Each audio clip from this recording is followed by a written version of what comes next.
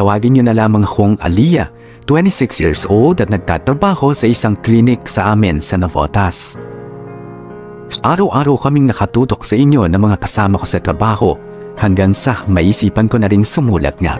2 lang kaming anak at parehas na babae at ako ang panganay. Ang tatay Boyet namin ay isang traffic enforcer, habang si Nanay Merly naman ay cook sa isang school canteen. Mabait pero mahigpit ang mga magulang namin. Sa kabila ng pagtatrabaho ay sinisiguro nila na hands-on pa rin sila sa pag-aalaga sa amin ng kapatid ko. Sa katunayan nga ay hatid sundo nila kami sa eskwelahan mula kinder hanggang 4th year high school para raw tipid at sigurado silang nakakauwi agad kami ng bahay. Bukod pa roon ay lagi rin kaming hinahatiran ng lunch ni tatay sa eskwelahan. Sinasabi nga ng iba kong kaklase na naiinggit daw sila sa akin dahil maalaga at napaka-responsable raw ng mga magulang ko. Meron din namang iba na negative ang tingin sa ginagawa nila at nagsasabing ang spoiled ko raw siguro sa mga magulang ko. Pero yun ang akala nila. Kaya hayaan ninyo akong simulan ang kwento ko noong 4th year high school na ako.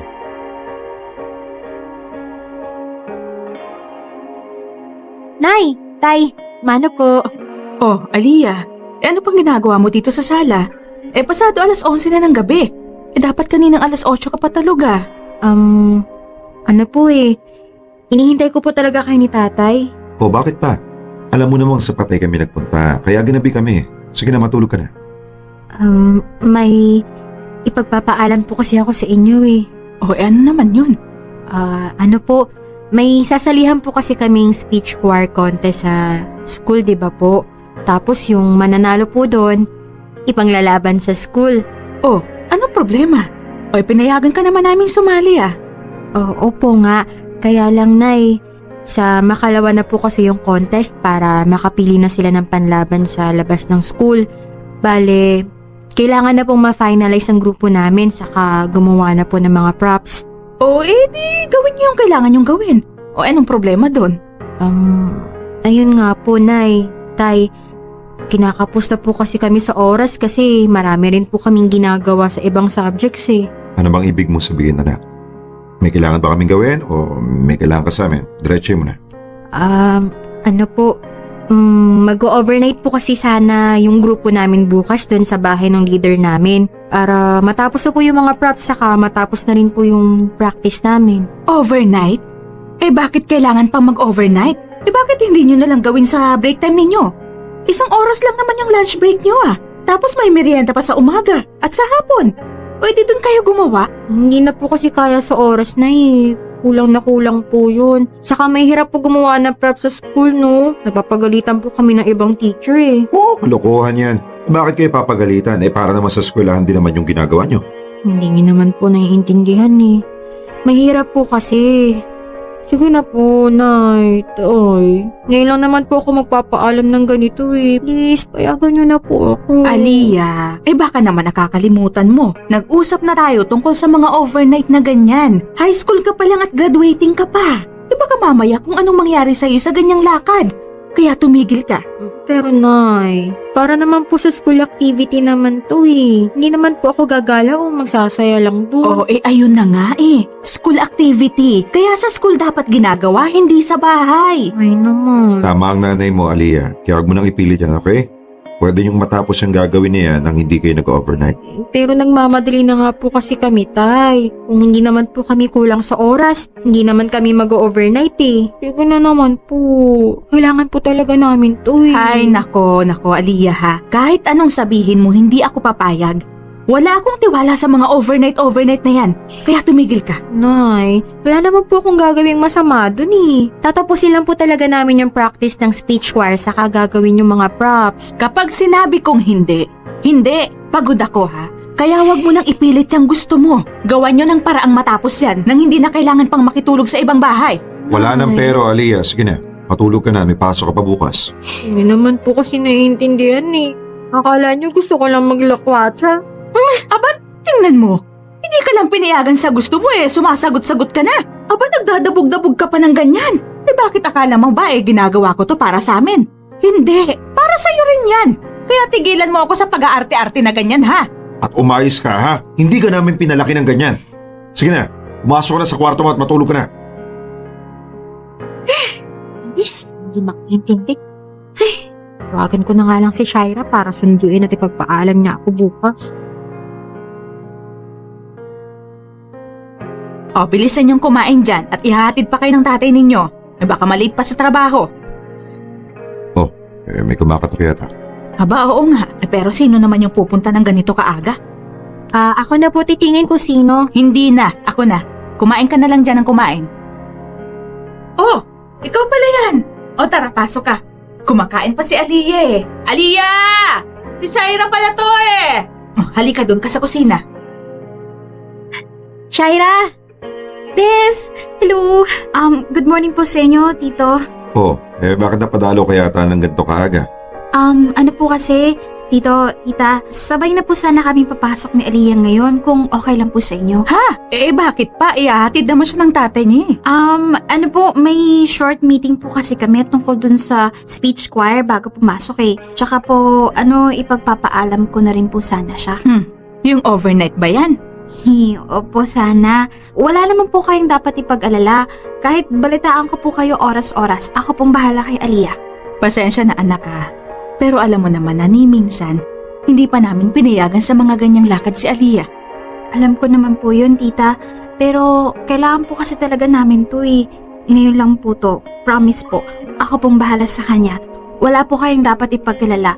Hindi naman po kami gagawa ng kung anong hindi dapat eh. Bakit ba hindi na lang kayo magkanya-kanya sa paggawa ng props? Bakit kailangan pa mag-overnight? Tay. Ano po kasi, kailangan po yung sukat naming lahat eh. Tsaka hindi pa po final yung gagawin naming props. Tapos rush na rin po kami. Kaya sana po payagan nyo na po si Aliyah. Diretso pasok na po kami sa eskwelahan bukas. Kailangan na po talaga naming matapos lahat mamayang gabi. Bukas na rin po kasi yung contest eh. Please po, Tito, Tita, kilala niyo rin naman po ko eh. Hindi lang naman po ko basta kaklase ni Aliyah. Magkaibigan din po kami. Alam na po namin yung mga dapat at hindi dapat gawin. Shaira anak, naiintindihan kita no? At hindi naman sa wala kaming tiwala sa'yo o sa inyong dalawa. Pero kasi bilang magulang, may sarili na rin kami mga desisyon na kailangan naming panindigan. Kahit ano pang dahilan yan, mas importante pa rin yung seguridad ng anak namin. Maintindihan mo rin sana yun. Ay naman. Sige, ganito na lang. Kung gusto nyo, dito na lang kayo sa amin mag-overnight. Dito na lang kayo gumawa ng mga dapat nyong gawin. At bukas yung bahay namin sa inyo. Aba, oo nga.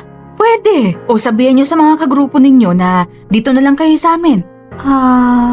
Nay, Tay, marami po kasi kami sa grupo. Hindi po sila kasya lahat dito sa atin. Saan po matutulog yung mga kaklase ko dito? Madali na lang gawa ng paraan yan. O ano, dali na. Nang matapos na yung usapan natin sa overnight na yan. Ayos na po sa akin, Tita. Kaya lang po, yung mga kahoy na gagamitin namin, doon po manggagaling sa bahay ng leader namin eh. Kaya nga po. Saka hindi rin kakasya dito sa atin yun. Kasi malalaking props po ang gagawin namin eh. Payagan niyo na po kasi ako. Sige na po, please. Oo nga po.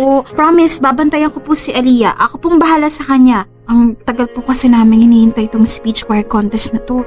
Mahirap naman kasi mga anak.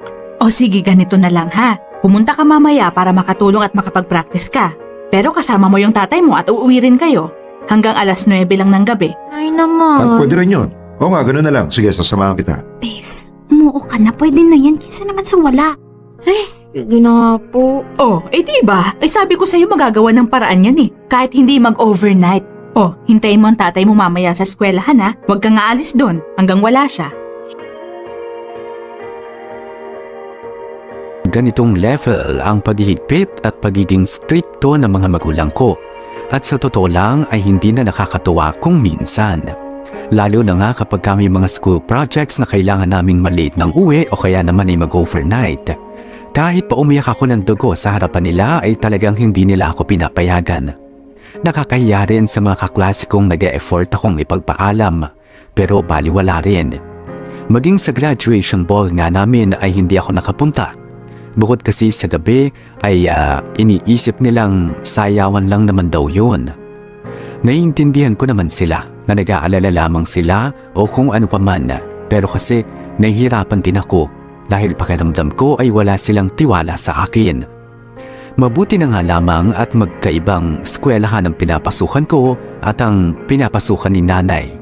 Dahil kung pareho kami, siguradong mas bantay sarado ako. Hanggang sa mag-college na nga ako, sa awa ng Diyos ay hindi na ako hatid sundo ni tatay. Hindi na rin ako dinadalan ng lunch. Alam kong sweet na mga galawan ito ng mga magulang, pero syempre lumalaki rin naman na ako. At kahit papaano ay gusto ko rin ng kahit kaunting kalayaan, kahit kaunting kaluwagan na sana ay unti-unti na nilang ipagkatiwala sa akin. Nay, alis na po ako. Mag-iingat ka anak ha. Sinasabi ko sa'yo, hanggang 8 p.m. ka lang sa Dibo na yan. Pero paano po kapag hindi pa po tapos yung program nun? Nag-usap na tayo, di ba? Kapag sinabi kong alas 8 ka aalis doon. Tapos o hindi ang program, mairaraos naman ang party na yun kahit umuwi ka ng maaga eh. Hindi naman ikaw ang may tibo. Di pa yung iba kong kaklase doon na matutulog. Hindi na nila aalalahanin yung pag-uwi. Ah, ganon. Eh kung wag ka na kayang pumunta, Joke lang po, Nay. Sige na po. umayos ka dun ha. Lagi mong i-check yung cellphone mo dahil magte-text at tatawag ako sa'yo. Wag na wag kang iinom ng alak. Wag na wag ko ring malalaman na sumasama ka sa mga lalaki dun. Nagkakaintindihan ba tayo? Opo. Opo, Nay. Mula na magpaalam ako, paulit-ulit niyo na pong sinasabi sa akin yan eh. Malapit ko na nga po makabisado. Abay dapat lang. Mas mainam ngang kabisado mo ang lahat ng bilin ko eh. Para pagdating dun, hindi ka nakakalimot. Ay, nanay talaga. Sige na po. Alis na po ako. Paghintayin mo ang tatay mo mamaya ah. Susunduin ka niya. Mag-iingat. Nay. Pagdating mo doon mag-text o tumawag ka kaagad sa akin ha. Opo. Sige na po. Tess, ang tagal naman matapos ng 18 roses. Mag-aalas 8 lang. Kaya nga wala naman tayong magagawa. After nyan, 18 candles pa. Tapos, saka pa lang tayo sa 18 gifts. Wala nang umalis ako. Hindi na tumigil kakatek sa akin si nanay. Tingnan mo. Ano na raw pang ginagawa natin ngayon? Update pa more? Hindi ka pa nasanay kay tita. Sabihin mo nakaupo pa rin tayo ng tahimik dito at kakatapos na natin kumain. Puti pa kayo pinayagan mag-overnight. Hayaan mo na. Pasalamat ka na lang na pinayagan ka pa rin magpunta dito, no? Ano, tumatawag na siya. Sagutin mo na agad. Hello po, Nay. Oh, mag-aalas 8 na ha. Malapit na kami dyan ng tatay mo. Po, pero Nay, Sumama na ako sa tatay mong sumundo sa'yo. Lumabas ka na at malapit na kami. kasi hindi pa po kami tapos eh. 18 roses pa lang po. Huli pa po yung 18 gifts. Baka naman po pwedeng kahit hanggang 9 p.m. na ako dito. Aliyah, nag-usap na tayo. Tapos o hindi, aalis ka na dyan. Umayos ka. Nay naman, halos lahat po nakaklase ko dito matutulog. Yung iba naman, tatapusin pa rin kahit uuwi sila. Ako lang po yung sobrang agang aalis dito. Oh, ano naman? Bakit ikaw ba ang may birthday? At bawal kang umalis ng maaga? Magpaalam ka na yan at lumabas ka na. Nandito na kami ng tatay mo. Huwag mo na kaming paghintayin ng matagal, ha? Huwag ka nang makulit. Yung kapatid mo na iwan mag-isa sa bahay. Kaya bilisan mo na. O baka gusto mong puntahan ka pa namin dyan sa loob mismo. Sige na po, pupunta na po dyan. Anong sabi? Sinusundo ka na? Uy, ako na ako sa inyo ha. Ako na bahala dito sa regalo ko. Sige, nang bahala dyan. Pumunta ka na kina tita. Sa mapagdagtak pa. Eh bakit naman ang tagal mo? Magpapaalam ka lang, inabot ka pa ng siyam-siyam. Kakahiya, nagtitingin na naman ako ng mga kaklase ko, Nay. Pinag-uusapan na naman nila ako. Sana po kasi pinagbigyan nyo na lang ako ngayon. Uuwi naman ako pero atat nyo pa rin. Aliyah, yung bibig mo ha. Atat pa kami? At anong gusto mo? Umagahin ka ng uwi kaka-party dyan. At mas iniisip mo pa talaga yung sasabihin ng mga kaklase mo kaysa sa amin. Ikaw na nga tong inaalala eh. Ikaw pa tong nagagalit. Kasi naman po ang OA nyo na po eh. Hindi naman na ako bata. Sa mga ginagawa nyo parang wala kayong tiwala sa akin. At kami pa talaga ang OA ngayon ha? OA na ba ang mag-alala at mag-intindi sa anak? Sabihin mo nga, kami pa ang masama sa'yo. Oh, bakit? Dahil hindi mo nagawa yung mga gusto mo. Kaya ka nagkakaganyan ha? Eh anong gusto mo? Mawalan na lang kami ng pakialam sa'yo. Hayaan ka na lang namin sa mga gusto mo, ganun ba? Hindi naman po sa ganun. Ah, tama na. Huwag mo nang ipaglaban yung katwiran mong bulok. Sumakay ka na at uuwi na tayo. Popoy at Tasmin, alam ko namang mali ang sumagot-sagot sa magulang pero gusto ko lang naman na pakinggan din nila ako. Pero wala eh. Kaya tumatahimik na lamang rin ako. Ako rin naman ang napapagod dahil alam ko namang hindi ako mananalo sa pakikipagtalo sa mga magulang ko. Ako pa ang lalabas na masamang anak. Kaya kahit na masama na ang loob ko ay pinipilit ko na lang na sumunod sa kanila. Popoy at Tasmin, pagdating naman sa usapin ng love life, syempre, lalong mahigpit din sila sa akin. Lalo na at medyo ligawin talaga ako mula noong elementary pa. Kaya nga kahit may magustuhan ako sa mga manliligaw at sa mga nagpaparamdam sa akin, ay hindi ko nasasagot. Dahil siguradong mapapagalitan lamang nila ako. Papasang investigador pa naman ng nanay ko sa galing niyang umalam ng mga bagay na tungkol sa akin, kahit pa nga sa mga sikretong itinatago-tago ko. Sana naman tulog na sila nanay. Bakit ang dami mong dala? Nay! Pabla yan. Bakit gising pa po kayo? Hinihintay kita. Sige po. Tulog na po kayo. Matutulog na rin po ako eh. Teka lang, ay ano ba yung mga bitbit mo? Bakit may malalaking paper bag kang dala?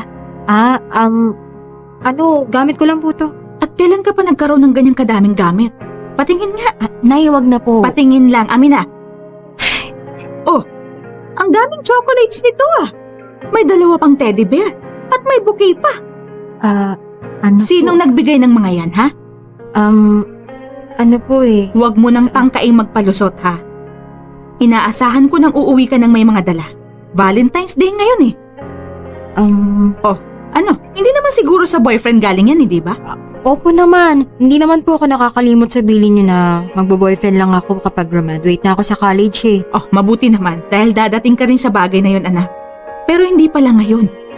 Mula noon, sinasabi ko sa'yo na walang masamang tumanggap na mga binibigay sa'yo. Walang masama na may manligaw sa'yo. Pero wala ka pang sasagutin. Dahil kung talagang seryoso at desidido sa'yo ang mga lalaking yan, maiintindihan ka nila at maghihintay sila kung kailan ka pwede. Opo, Nay. Sana naiintindihan mo rin ang mga punto ko. Madaling umuo at madaling magka-boyfriend. Pero para masabing seryoso ang isang tao sa'yo, yun ang mahirap. Kaya sana huwag kang magpapadala sa mga magagandang salita na sinasabi sa'yo, sa mga ibinibigay at pinapakita sa'yo. Kasi napakadaling magpanggap na kunwari maganda ang intensyon. Pero ang totoo, katawan mo lang pala ang habol. Naman po yun, Nay. Pinapaalala ko lang, ayaw na ayoko na maglilihim ka sa akin ng dahil lang sa lalaki, ha? Naiintindihan mo ba? Opo. Mabuti. O sige na, matulog na. Ano bang problema? Kulang na lang itaktak mo yung bag mo, kakahalugpog mo dyan. Nawawala kasi yung isa kong cellphone eh. Nasaan ba kasi yun? Aling cellphone ba? Yung totoo mong cellphone o yung bigay sa'yo ng crush mong manliligaw na si Leo? Yung bigay sa akin ni Leo. Kinakabahan ako, Shaira. Nakahirap punta yun. Kung bakit kasi kailangan mo pa ng 2 cellphone? Alam mo naman si nanay, di ba? Tinitingnan niya lagi yung cellphone ko. Kung yun ang gamit ko sa pakikipag-usap kay Leo, baka malaman niyang na kami. Di mapapagalitan ako nun.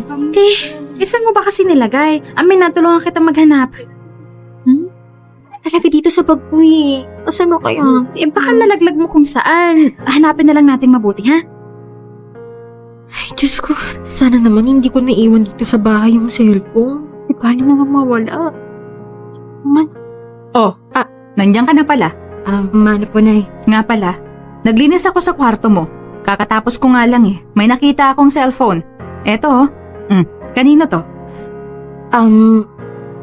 Sa kaklase ko po yan. Pinatago lang po sa akin. Akin na po. Sa kaklase mo? Sigurado ka? Opo naman. Amin na po, Nay. Teka lang, bakit mukha mo ang wallpaper kung sa kaklase mo to? Oh, tingnan mo. Po? Ano po eh? Itatanggi mo pa rin ba?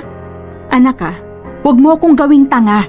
Kabilin-bilinan ko sa'yo, wag na wag mo akong paglilihiman kapag tungkol sa lalaki. Oh, ano? Sinong may bigay nito? At bakit ka tumatanggap ng ganitong regalo, ha? Nay. Yung mga bulaklak, chocolates, teddy bear, mga sulat. Pinapayagan kita, hinahayaan ko. Pero ito? Cellphone? Hindi mo na lang ba naisip na ang sasabihin ng ibang tao sa'yo? Na baka iniisip nila mukha kang pera? Mukha kang... Lumang cellphone na po yan, Nay. Tinanggap ko yan kasi gusto ko siya. Gusto ko po yan nanliligaw sa akin na yan. Pero alam ko naman pong hindi kayo papayag eh. Alam ko naman pong maya't maya niyong tinitignan yung cellphone ko. Kaya binigyan niya po ako niyan. Naglilihim ka na ngayon? Dahil sa lalaki, ha? Sinasabi ko na eh. Kaya puro I love you at I miss you ang nababasa ko dito. Ay bakit? Sigurado ka ba sa lalaking yan, ha? Kaya ba kaming harapin yan at panindigan lahat ng sinasabi niya sa'yo? Nay naman, ilang buwan na lang gagraduate naman na po ako, diba? Hayaan niyo naman na po ako. Kahit na. Paano kung ilang buwan na nga lang bago ka gumraduate? Tsaka ka pa madisgrasya. Naisip mo ba yon? Gaano ka kasigurado sa intensyon ng lalaking yan sa'yo, ha? Kilalang-kilala mo na ba yan para paglihiman mo ko? Nay, Alam mo kung bakit pinaghihigpitan kita? Gusto lang kitang ingatan. At gusto kong matuto ka ring ingatan ang sarili mo. Hindi lahat ng lalapit sa'yo maganda ang intensyon. Naniniwala ako na karamihan sa mga yan may ibang pakay. Gusto kong ingatan mo yung sarili mo. Kasi yan mismo, yung katawan mo, yan ang maipagmamalaki mo na dapat hindi mo lang yan basta-basta ibinibigay at ipinagkakatiwala. wala naman po akong ginagawa, Nay, Pero naglilihim ka na. At dyan nagsisimula yan para maglihim ka sa akin at mismo yung lalaking yan ang nagbigay sa'yo ng paraan na magsikreto sa akin. Doon pa lang alam ko nang may mali. Kaya ipakilala mo yan sa amin, ha. Patunayan niyang seryoso siya sa'yo.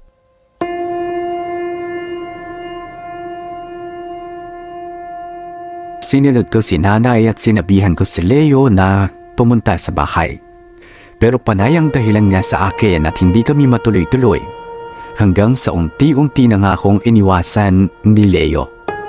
Siyempre nasaktan ako, pero na-realize ko na tama si nanay. Pero sa kabila nito ay naiinis pa rin ako. Hindi ko kasi alam kung kailan ba ako bibigyan ng kahit kaunting kalayaan nila nanay para magdesisyon naman para sa sarili ko. Kaunti na lang, kaunting panahon pa ay gagraduate na nga ako sa college. Pero ang higpit pa rin nila sa akin.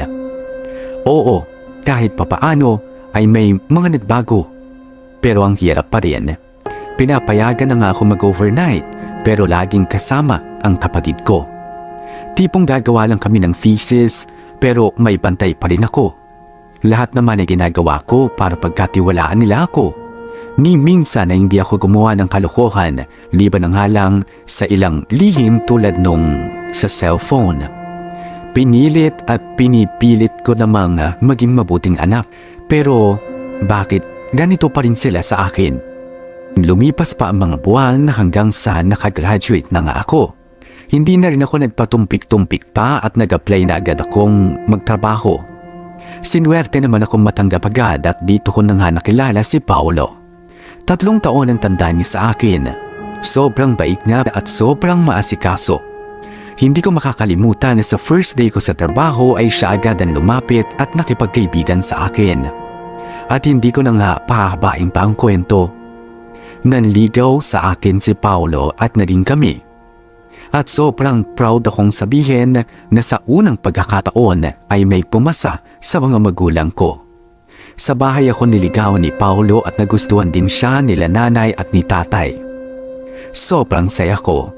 Pero syempre, may mga kondisyones pa rin sila nanay kay Paolo tulad ng personal na pagpapaalam sa tuwing may mga lakad kami, yung pagbabawal sa pag-overnight na kaming dalawa lang o kahit kasama pa ang ilang mga kaibigan at kailangan niya rin akong ihatid at sunduin sa bahay. Sa totoo lang natatakot ako. Iniisip ko kasi na paano kung mapagod si Paolo sa ganitong pamamaraan ng mga magulang ko na hindi naman lahat ng lalaki ay pasensyoso. Kaya lagi kong pinagdarasal na sana ay habaan niya ang pasensya niya.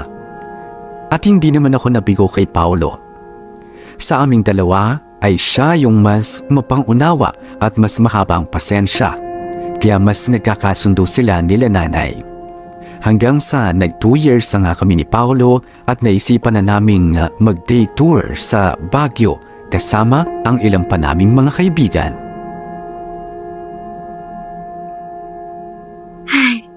Ang ganda-ganda talaga dito, babe. Alam mo, sobrang bitin tong lakad natin. Oo nga eh. Pero day tour lang naman tayo pinayagan ng parents mo. Hayaan mo, babalik na lang tayo dito. Eh, kapag bumalik tayo dito, hindi na natin second anniversary yun. Kaya dapat sulitin na natin. Isipin mo na lang, ang mahalaga nakapag-celebrate pa rin tayo, di ba? Pero sayang pa rin kasi eh. Hindi na nga natin napuntahan lahat kasi kulang sa oras. Bawi na lang tayo sa susunod, okay? Babe. Hmm. Ano kaya kung bukas na lang tayo umuwi. Mag-overnight na lang tayo. Ha? Hindi pwede. Alam mo namang magagalit sila tita eh. Baka hindi na kita may pagpaalam sa susunod. Sige ka. Hindi yan. Magdadahilan na lang ako. Kunwari, nasira yung van. Tapos, mahihirapan na tayong bumiyahe pa uwi. Ganun, sabihan ko na lang din yung mga kasama natin. Sigurado naman ganyan yung mga yun. Pero babe, Iwala lang, akong bahala. kaya lang kasi Tatawagan ko na sila ha. Ikaw muna magulo dyan, okay? Tiwala lang. Hello anak, o napatawag ka? Pauwi na ba kayo? Hindi pa nga po eh. Eh bakit? Magdidilim na. Hindi ba day tour lang kayo? Opo, Nay, kaya lang... Nay, nagka-problema po kasi yung van namin eh. Nasiraan po kami ng makina. Ganun ba? Eh di dapat ipagawa na para maayos agad. Dinala na nga po namin sa talyer eh, kaya lang hindi kayang gawin agad. May kailangan daw pong pyesa. Kaya Nay, baka bukas pa raw po ng umaga magawa. Eh paano kayo uuwi niyan? Eh, ayun na nga po, Nay. Sinabihan po kami mag-overnight na muna para mahintay daw po magawa. Ano? Aba, eh saan naman kayo matutulog dyan? Hindi pwede Gawan nyo ng paraan na makauwi kayo. Nay, kalma lang po. May mga hotel naman po kaming pwedeng matuluyan dito eh. Mag-hotel kayo? At kasama mo si Paulo? Tumigil ka. Umuwi kayo kahit anong mangyari. Ay naman, paano nga po kami uuwi kung sira yung van namin? Wala akong pakialam. Umanap kayo ng ibang van o mag-commute kayo. Ang importante, umuwi kayo. Naman eh. Isang gabi lang naman po to. Saka magdidilim na rin. Mahirapan na kami dito, Nay. Kaysa naman isugal namin sa walang kasiguraduhang biyahe yung oras namin, itutulog na lang po muna namin. Sinabi ng hindi pwede. Uuwi ka, uuwi ka. Huwag mong ipilit yung gusto mo. Pero Nay, Teka nga, ano ba nangyayari? Bakit nagagalit ka? Ikaw ang kumausap sa magaling mong anak. Hello anak, ano ba nangyayari at nagalit bigla tong nanay mo? Nasaan ba kayo? Tay, po kasi nasira po yung van namin. Nagpaalam lang naman po ako na mag-overnight kami dito ngayon eh. Kaya bukas na po kami makakauwi. Overnight? Tumigil ka nga, umuwi kayo. Pero Tay, ano nga pong gagawin kung sira Uuwi naman... pa rin kayo. Abaliya, wala sa usapan natin yan. Matuto kang sumunod. Tay naman eh. Tay, malaki na ako oh. May sarili na nga akong trabaho oh. Hanggang ngayon ba naman? Ganyan pa rin kayo sa akin? Eh ano kung may sarili ka ng trabaho? Bakit ibig sabihin ba nun may karapatan ka ng hindi sumunod sa aming mga magulang mo? Ha? Kapag ikaw pinilit mo yung gusto mo, wala ka nang uuwi ang bahay. Tandaan mo yan.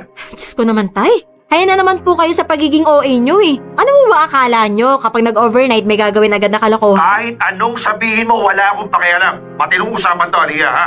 Kapag hindi ka umuwi, wala ka nang uuwian bukas. Tay!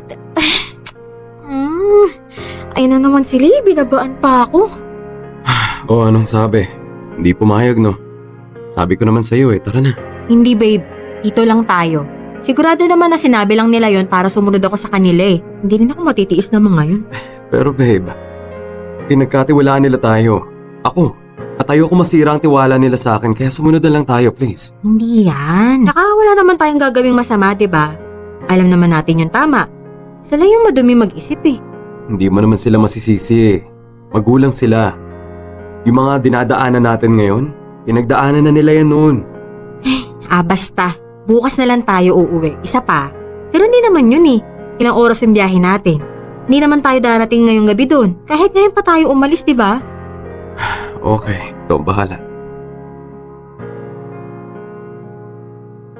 Ito ang unang pagkakataon na nagmatigas ako sa mga magulang ko. Hindi ko itatanggi na kabado ako pero sa kabila nito ay nandito rin yung saya sa pakiramdam na malaya ako. Pero syempre hindi naman ibig sabihin nito na ginawa ko na ang lahat ng gusto ko. Alam pa rin naman namin ni Paolo ang dapat namin gawin. O aaminin ko noong una na natutokso kaming lumagpas sa mga limitasyon namin ng gabing yun. Kasi kahit pasabihing may mga kaibigan kaming kasama ay nagkaroon kami ng time na mag-solo noon. Pero si Paolo pa ang nagpaalala sa akin na maghintay kami kung kailan talagang pwede na. Na kapag ginawa namin yun ay mas lalo naming pinatunayan na dapat lang talagang maghigpit sa amin ang mga magulang namin. Ayoko rin naman talagang madisappoint sila. Isa pa, nakatatak na sa isip ko ang laging sinasabi ni nanay na iingatan ko dapat ang sarili ko. Kasi darating ang araw na ito mismo ang may pagmamalaki ko at parang reward ko sa kung sino man ang magiging asawa ko. Sa kabila ng pagiging pasaway ko ay masaya pa rin naman akong umuwi sa amin noon galing sa Baguio. Bumili pa nga ako ng maraming pasalubong para kila nanay at kay tatay.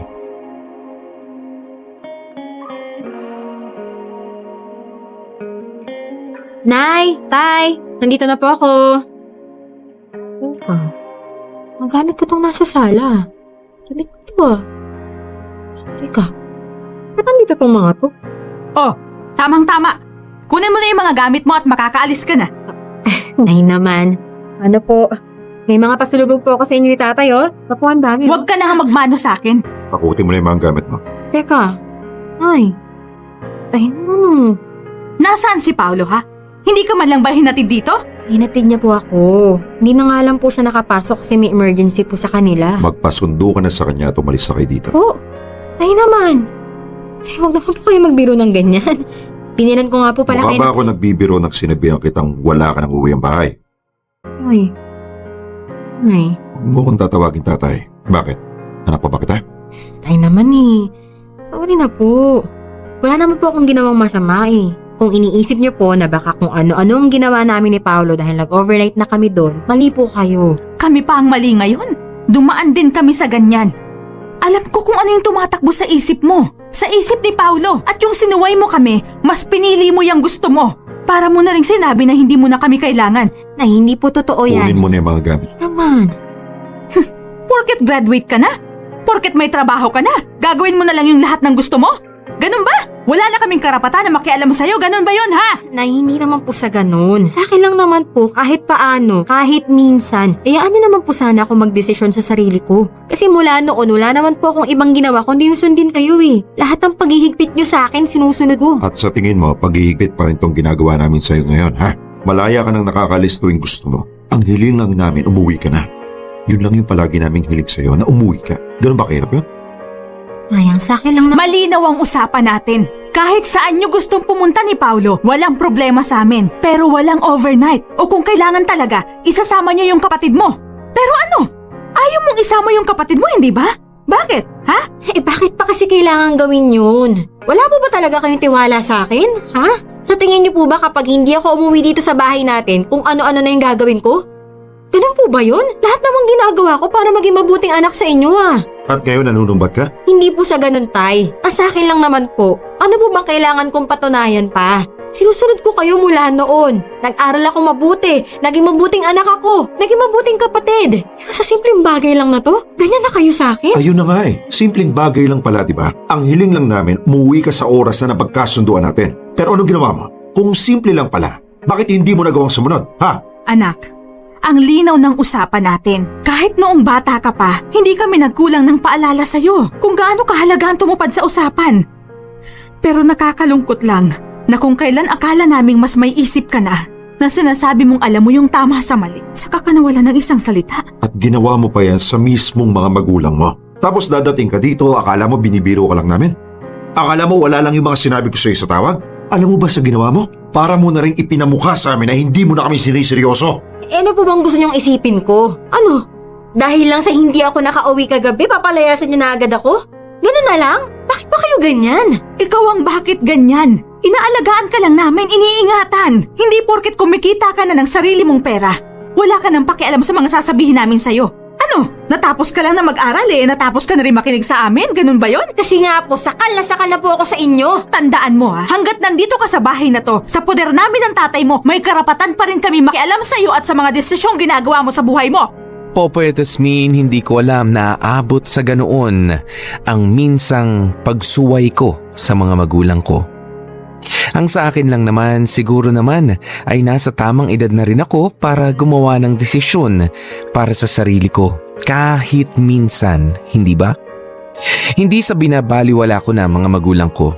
Hindi sa wala na akong pakialam sa mga sasabihin nila at mga paalaala. Ang gusto ko lang kahit minsan ay ako naman ang pakinggan nila. Popoy at Asmin, masakit man sa loob ko ang nangyari, isa sa mga mabigat sa pakiramdam ay yung palayasin at itakwil ka ng sarili mong mga magulang. Pero sa kabila nito ay inisip ko na lamang na baka oras na rin para bumukod na nga ako sa kanila.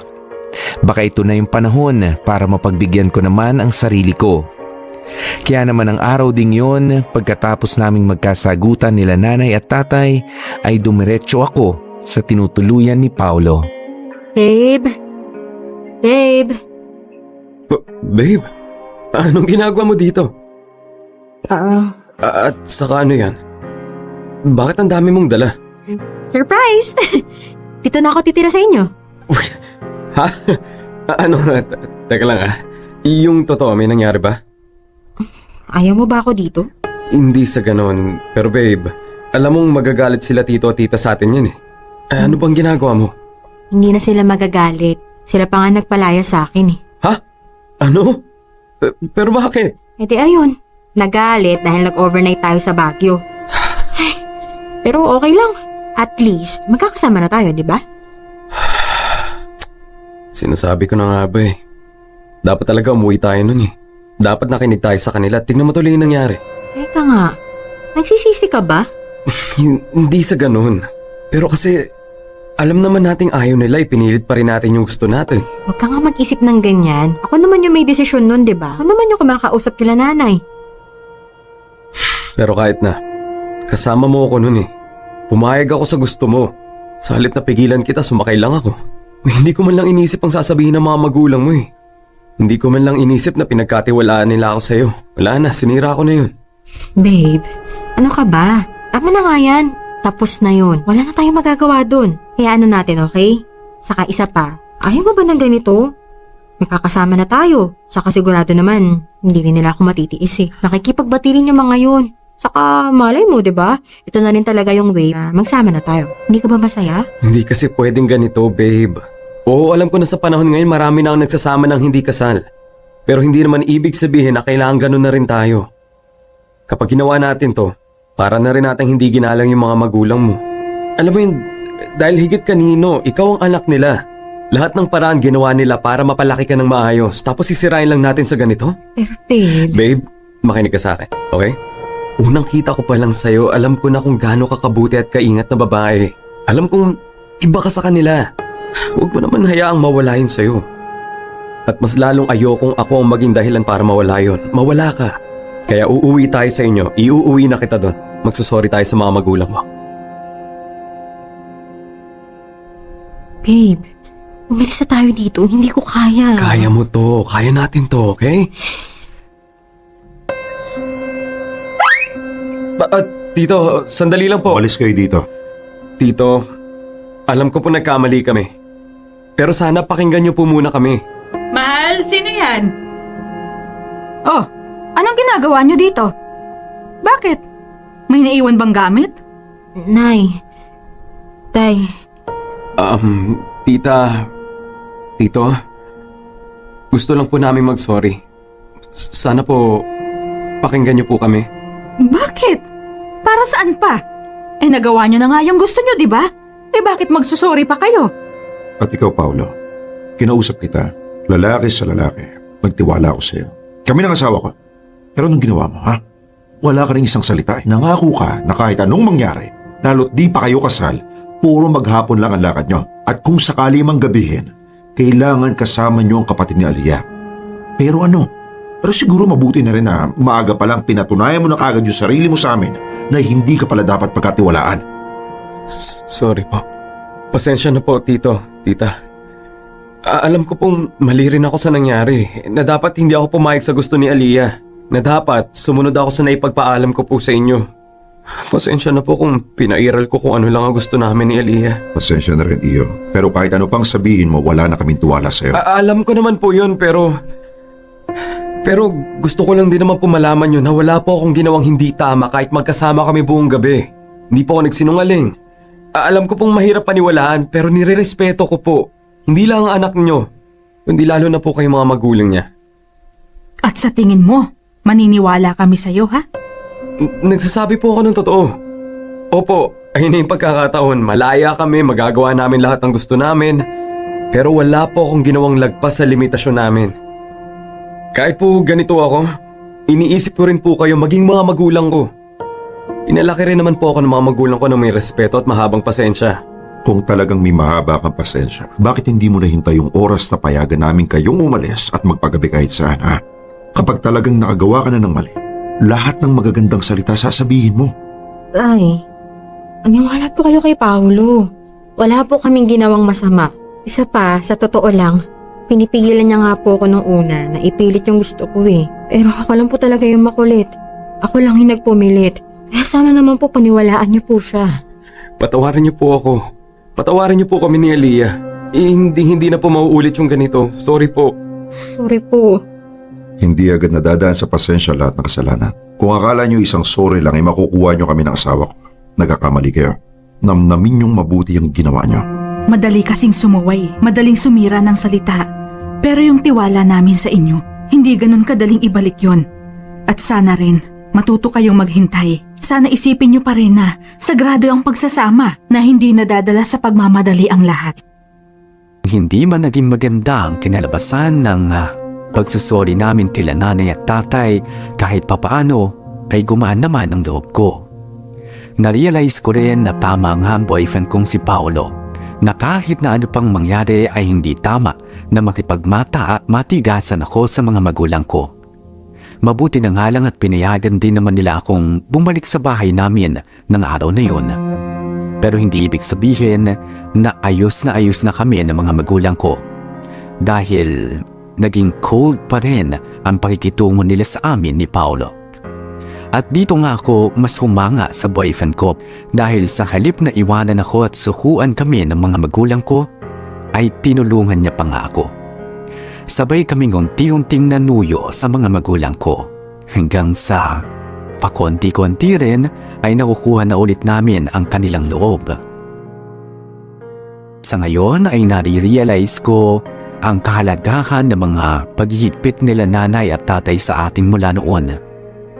Unti-unti ay naramdaman ko rin kung gaano kasaya, kung gaano kasarap ang reward ng paghihintay.